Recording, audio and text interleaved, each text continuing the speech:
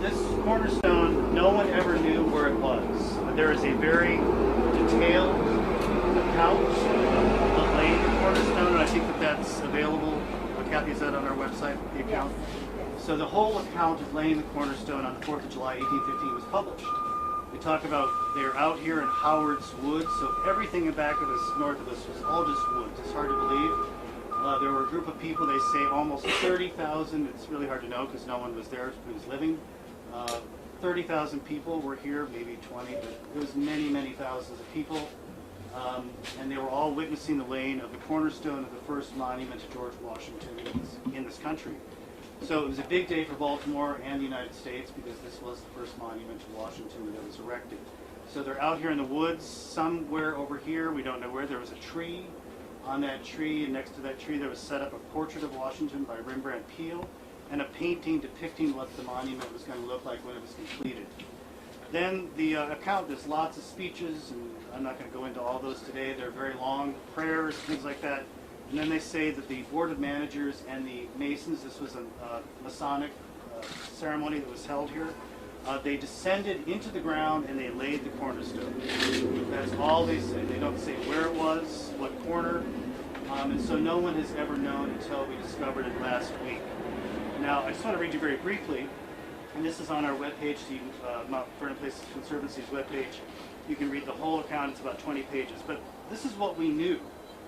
So they say the secretary, who was leading the proceedings, they placed the stone in its proper position, and they say the secretary then deposited in the stone a copper plate on one side of which was engraved basically that it was the 4th of July and they were laying the first cornerstone, the Board of Managers. Long description about the fact that Robert Mills was the architect and things like that, and that John Eager Howard, who owned all this land, had donated. So, then they go on. They say, and a sealed glass bottle containing a likeness of Washington, his valedictory address, which would have been his farewell address in his second presidency, and the several newspapers in this city, and the different coins of the United States. So that's all that we knew about what this might look like. So it's kind of vague.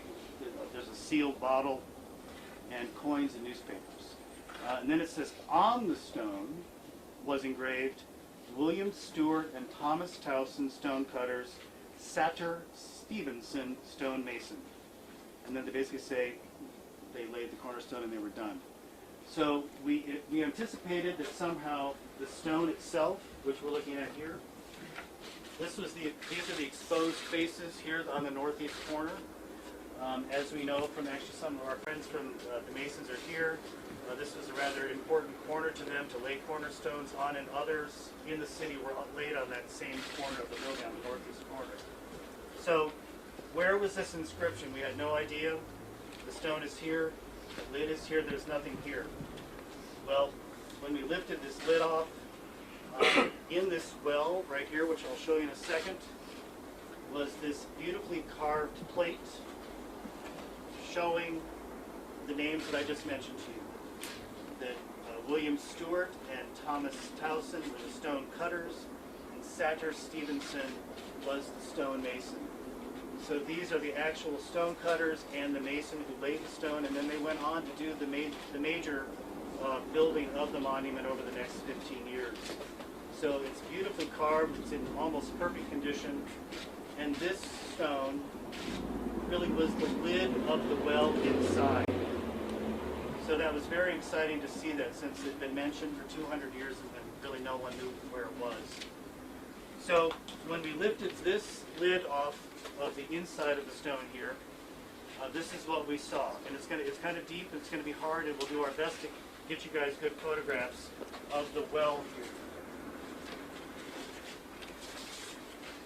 Can you all see what we're looking at? So this stone here was laid into this well right here, and when it was lifted off, while the account says a bottle, and they actually say a bottle, there are actually 3 glass vessels. I really wouldn't call them bottles. I'm not a bottle expert. I'd call them jars. One of them almost looks like an apothecary jar with a glass lid on it. And we have some photographs of this on our website that are kind of looking straight down. You can get some photographs. We hope at the end of this that maybe we can let you have an opportunity to get a little higher camera if you're not seeing what you need. So this is the way this was yesterday. We immediately brought in Terry and the conservators from the Walters to help us look at this. This is not what we expected. We thought maybe it would be one bottle and kind of newspaper sitting there just kind of at the bottom of a well or something, or a copper box. A lot of time capsules from this period, things are in a copper box. But they are all in these glass bottles. Some of them are actually have wax lids closing them. These two here, there's a large bottle and a small bottle. And then this one is open. The copper plate that I mentioned, which prints were made from it, appears to be on the bottom of this, so below these bottles. And sometime long, long ago, we don't really know when, but this was all very tightly mortared closed when they installed it. A little bit of moisture has seeped into there, and there's actually a tiny bit of frozen water down on the bottom of this well here. So that's kind of the narrative of how this played out over the past day. I'd like to bring Terry over to kind of talk about some of the things we've been looking at this morning, and really thinking about the best way to preserve these items for the future, what could be done to extract them. And Terry's a conservator, so obviously she's thinking about how do we carefully handle these. We're dealing with very cold temperatures right now, so we've really not even touched them.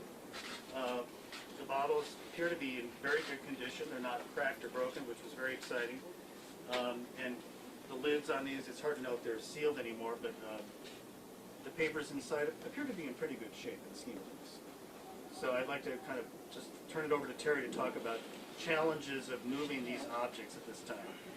Well, first I just wanted to say that it's very exciting for us to be involved in this project. We are neighbors right across the way, and so the Walters is very pleased to be involved as a part of the community here to participate in this, and because we do have expertise at the Walters in conservation, we thought we could make a contribution here. And the other thing that's very exciting to us, of course, is because this represents history and what we do every day at the Walters, although this may seem to be different. What we do every day is to work with objects that have kind of a hidden history. So every object of the Walters, really, to us, is almost like a time capsule that we research and bring forth information about. So, but this is really special because these are things that have not been seen for 200 years. As Lance has mentioned, that there was some penetration of water into the cavity in here. Now, the time capsule that was from 100 years later was actually in a well-sealed copper box had solder around it. So there was no penetration that we could see. So we were much more sort of confident that those materials would be in good condition. Now, the first thing that we noted when we looked in here today, and we've only seen this today for the first time, the challenges that we see are that there's not only newspaper inside of the jars, the bottles, but there's newspaper that was wadded around the jars.